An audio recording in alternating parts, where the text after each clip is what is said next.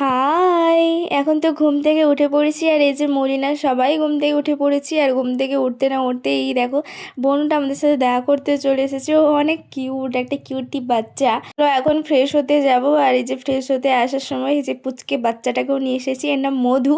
চলো এখন আমি ব্রাশ করে নিই, তারপরে ব্রাশ করে এসে নিচে এসে একটুখানি শরবত খেয়ে নিয়েছি, বেলের শরবত, যেটা আমি কখনোই সকালে খাইনি, এই ফার্স্ট টাইম খেলাম। তারপরে তো একটু রেডি সেডি হয়ে এখন একটু শ্যুট করতে বেরিয়েছি। অলরেডি সেই ভিডিওটা তোমরা দেখে নিয়েছো। এখানে একটা ক্লিপ নেওয়ার জন্য এসেছিলাম, আমাদেরকে গরু তাড়া করেছিল, আমাদের জুতো ছেড়ে দিয়েই চলে এসেছি। সেই অনেক দূর থেকে ভিডিও করছি, দেখো আমার জুতোটা ছাড়ছিলই না।